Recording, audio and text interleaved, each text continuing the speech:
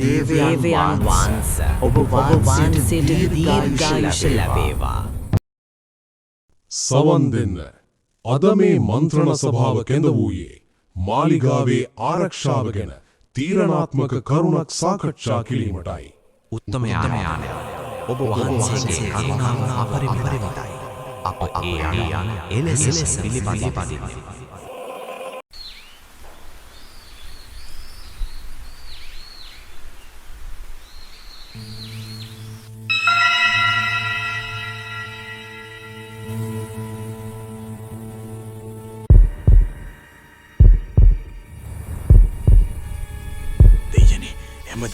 හැමදේම ඉවරයි.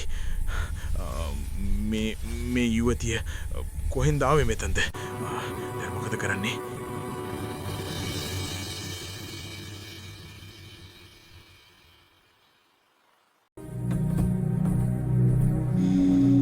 පැමිණෙන්න හෙදිය. මගේ මෑණියන්ට උපස්ථාන කළ හෙදිය ඔබද? එසේය කුමරුනි.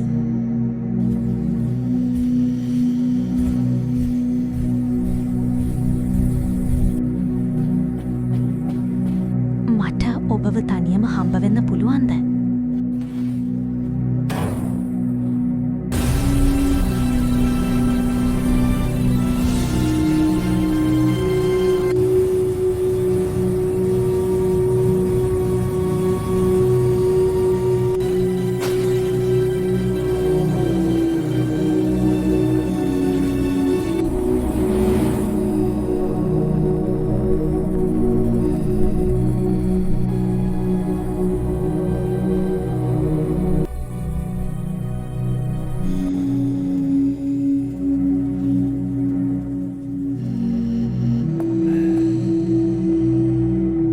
මට ඇත්ත කියන්න.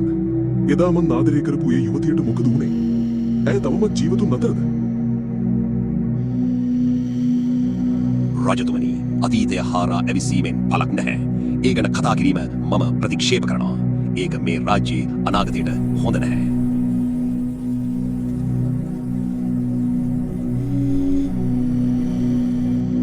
හිතුවේ නැති දෙයක් වුණේ. හොයාගෙන ගියපු දේ වෙන කෙනෙක් ළඟට ගියා. අපේ වැඩ ඔක්කොම විනාශ වෙනවා. මගේ යකා අවුස්සන්න එපා. මට ඒක අවශ්‍යයි. කොහොම හරි මට ඒක ගෙනත් දෙන්න. තව කෙනෙක්ගේ ජීවිතේ ගත්තත් කමක් නැහැ.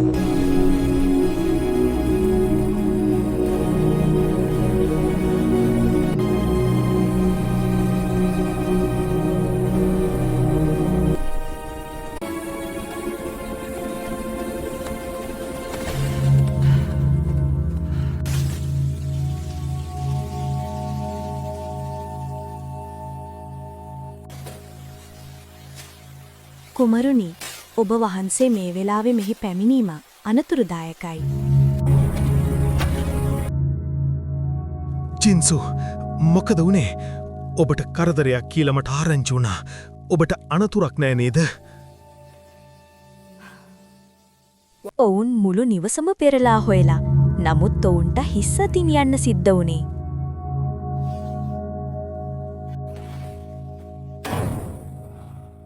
මේ කොණ්ඩකටුව මියගිය තරුණිය සිටි ස්ථානයට නුදුරේ තිබුණා.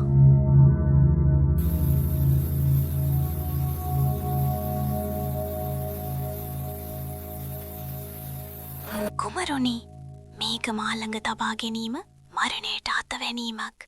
මෙය ඔබ වහන්සේ සඟවා තබන්න.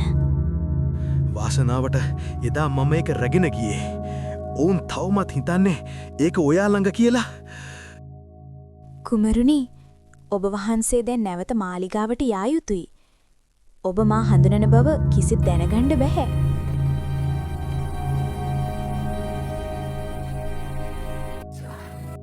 උඹ අද උතන ඔය විදිහට ඉන්නේ රජතුමා නිසයි.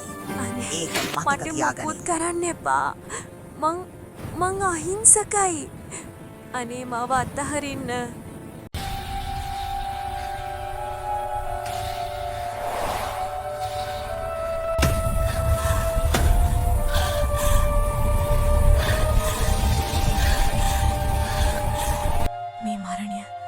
කවුද කළේ? මේ රහස මගේ හිතට වද දෙනවා. මට නිදහසේ නිදාගන්න බැහැ. කොහොම හරි මේක හොයාගන්න ඕනේ.